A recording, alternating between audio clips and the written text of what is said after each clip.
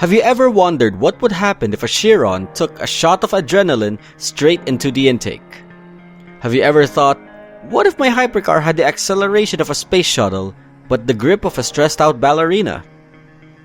Then let me tell you why you should, or should have rolled, for the 2020 Bugatti Centodieci.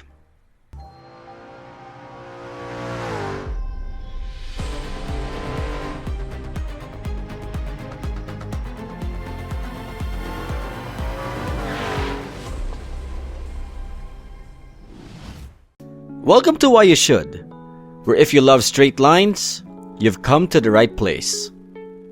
Do note that whatever I say about the car doesn't reflect on its overall performance in its entirety with regards to performance in comparison to other vehicles in the game. If you're here because you hate corners or simply missed out on the Bugatti Chiron, smash that like button, share this with your fellow RM drivers, and don't forget to subscribe so you never miss a poll-worthy pick. The Centodieci, or 110 in Italian, was Bugatti's tribute to the EB110 Supersport from the 1990s, a wedge-shaped anomaly that carved the path for modern hypercars before the Veyron took the spotlight. Limited to just 10 units worldwide, the Centodieci isn't just a rebodied Chiron. It's lighter, more aggressive, and tuned with sharper responses in mind. In Racing Master, it builds off the Chiron's platform, emphasizing acceleration stability, straight-line dominance, and a unique hyperlaunch profile that even puts other hypercars on edge. Powered by the same monstrous 8-liter quad-turbocharged W16 engine, the Centodieci spits out even more power than its predecessor with a brutal 1681 horsepower. Despite its futuristic design and carbon-intensive build, it tips the scales at 1976 kilograms.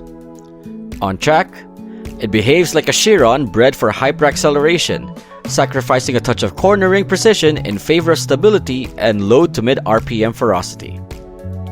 It shares the hyperlaunch and hyperacceleration traits, but pushes them even harder, with its acceleration capping at a fierce 240 before slightly tapering off.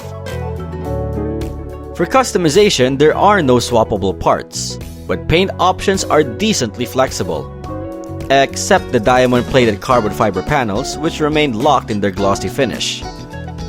One standout addition, however, which we never got in the Japanese version, is the Luong's Command Body Kit, a Vision GT-inspired monster that replaces the stock look with an animated violet-hued thunderstorm aesthetic. Equipped with NK RPF1 style rims, a rear center exhaust, and an active aero which is only exclusive to the advanced version for a dramatic track presence, as unlocking premium features like tire smoke and animated LED taillights will cost an extra via 10k kit coins or 20 for the advance, but visually, it's one of the more refined cosmetic bundles Bugatti has seen in-game.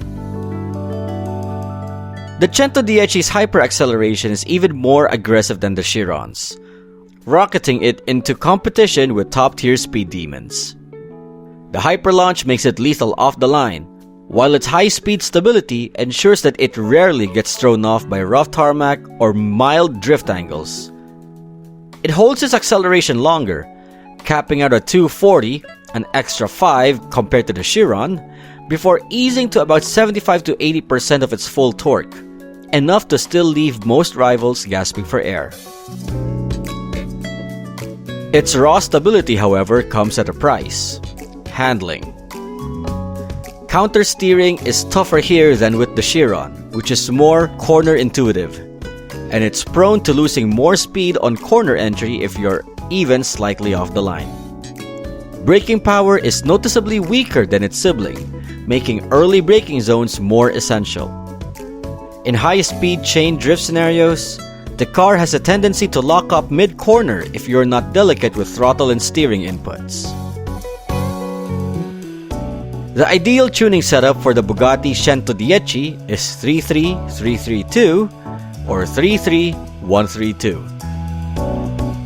Both tuning profiles drastically elevate the Centodieci's strengths, particularly the low-angle drift behavior, straight line stability, and overall acceleration responsiveness. The second profile offers slightly more control at the cost of rear end looseness, depending on your skill with countersteering. Either setup helps mask its corner entry weakness while enhancing consistency on complex circuits such as Seoul. When driving the Centodieci, approach this car as a Chiron that needs a little more foresight. Begin corner entry slightly earlier than usual, and don't hesitate to disengage the throttle or brake momentarily mid-drift to stabilize your line. Recovery acceleration is strong enough that you'll make up for any losses on exit. Try to keep the car operating at its mid-RPM range, where acceleration is most reliable and drift engagement is the smoothest. The Centodieci rewards clean execution and firm planning. Try to force it, and not only would it bite back, you will even lose acceleration torque at certain moments where you need it most. The 2020 Centodieci doesn't try to reinvent the Chiron. It builds on it, sharpening its strengths and exaggerating its extremes. It's blisteringly fast, razor stable in straight lines, and intimidatingly beautiful with its Vision GT inspired body kit. But it demands finesse, awareness, and a driver who knows how to extract its potential without brute forcing corners. If you're the kind of racer who loves the hypercar power but is not afraid of taming it like a wild stallion, the Centodieci is more than just a collector's flex. It's a beast that you can almost control. But that's just my take. What car do you want to see me break down next? And if you roll for the Centodieci, drop your experience in the comments. Help out the ones still on the fence or kicking themselves for skipping it. While you're here, hit like if this helped, share it with your crew, and subscribe so you don't miss the next one. This is Miyogi saying see you guys on the next roll.